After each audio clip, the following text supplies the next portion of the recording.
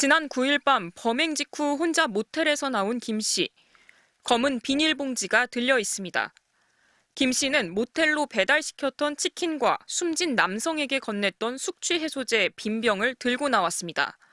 경찰은 김 씨 집 압수수색에서 뜯지 않은 숙취해소제 새 제품들을 냉장고 안에서 확보했습니다.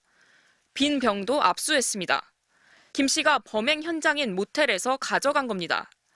증거 인멸 의심이 드는 대목입니다. 약물을 탄 숙취해소제를 집에서 만들었다는 김 씨 진술도 계획범죄 의심을 키우고 있습니다. 경찰은 김 씨가 처방받았다는 알약 형태의 약물도 압수해 국과수의 성분 분석을 의뢰했습니다. 피해자들에게 검출된 벤조디아 제핑계 약물인지 확인하려는 겁니다. 공황이나 불안장애에 쓰이는 향정신성 의약품으로 의사 처방을 받아야만 합니다. 술과 함께 먹으면 호흡곤란 등 치명적인 부작용이 있어 음주 금지라는 복용 처방을 받습니다. 그런데 숨진 남성 2명 모두 음주 상태였습니다. 첫 번째 피해자로 알려진 남성도 마찬가지였습니다. 이 남성은 지난해 12월 김 씨와 함께 간 카페에서 알코올이 들어간 모히또 2잔을 주문했던 걸로 MBC 취재 결과 확인됐습니다. 당시 김 씨는 하루 종일 운전하느라 고생했다며 남성에게 피로회복제 한 병을 건넨 걸로 조사됐습니다. 음료를 마시고 정신을 잃었다 며칠 뒤 깨어난 남성이 피로회복제에 넣은 게 뭐냐고 캐물었지만 김 씨는 제대로 답하지 않은 걸로 전해졌습니다. 김 씨는 이후 약물의 양을 늘려가며 범행을 반복했습니다. 김 씨는 경찰 조사에서 숨진 남성들에게 처음보다 2배 이상의 약물을 섞은 음료를 건넸다고 진술했습니다. 추가 피해자는 아직 확인되지 않고 있습니다. 김 씨는 3명 이외에 약물을 건넨 사람은 없다고 경찰에 진술했습니다. 경찰은 김 씨 휴대전화를 분석하며 주변 인물들을 확인하고 있습니다. MBC 뉴스 강입니다. 모자와 마스크로 얼굴을 가린 여성. 모텔에서 약물이 든 음료를 건네 남성 2명을 잇따라 숨지게 한 혐의를 받는 22살 김모 씨입니다. 법원은 김 씨가 도망할 염려가 있다며 심사 5시간 만에 구속영장을 발부했습니다. 김 씨는 법원을 드나들며 아무 말도 하지 않았습니다. 약물 건넨 이유가 뭡니까? 숨지신 분들이랑 어떤 관계신가요? 추가로 약물 건넨 지난 9일 밤 10시 반쯤 서울 강북구의 한 모텔 앞에서 범행 직후 찍힌 CCTV 영상입니다. 한 손에 검은색 봉지를 든 김 씨는 휴대전화를 살펴보다 도착한 콜택시를 타고 현장을 빠져나갑니다.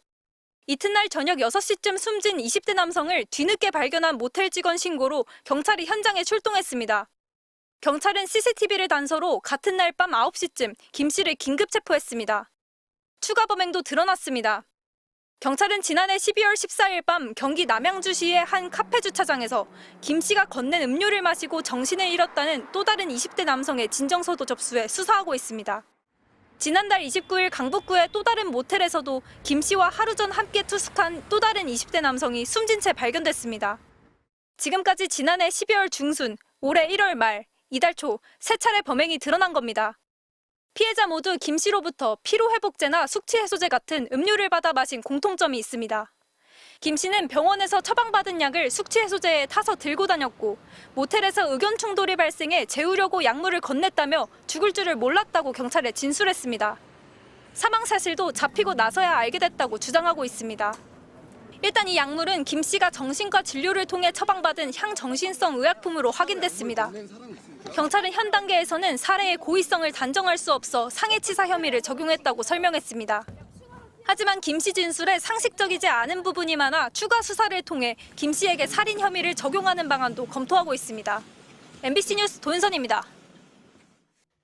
지난 9일 저녁 8시 40분쯤 서울 강북구에 있는 모텔 앞.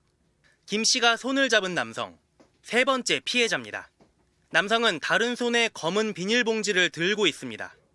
근처에서 구입한 맥주가 들어있던 것으로 보입니다. 지난달 29일에는 또 다른 남성이 근처 모텔에서 숨진 채 발견됐습니다. 숨진 2사람 모두 20대. 서울에 있는 술집 등에서 김 씨와 한두 차례 만났던 것으로 조사됐습니다.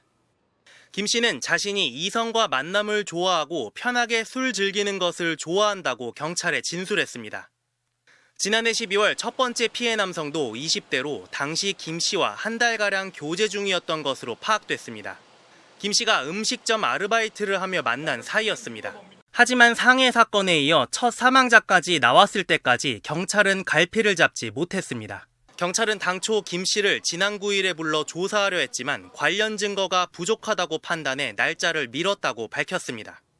그날 첫 번째 피해자에 이어 두 번째 피해자 몸에서 벤조디아제 핑계 약물이 나왔다는 국과수의 구두 회신도 경찰에 전달됐습니다.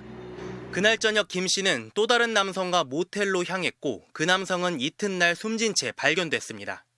추가 피해자를 막지 못했다는 지적에 대해 경찰은 김 씨를 용의자로 보고 있었고 변사 신고를 받은 지 3시간 만에 신속히 검거했다고 해명했습니다. 경찰 관계자는 CCTV 영상 분석 등을 통해 두 사망 사건에 김 씨가 연루돼 있다는 걸 확인하는 데 시간이 많이 걸렸다고 말했습니다. 경찰은 구체적인 범행 동기를 밝히기 위해 김 씨를 상대로 사이코패스 검사도 진행하기로 했습니다. MBC 뉴스 공태현입니다.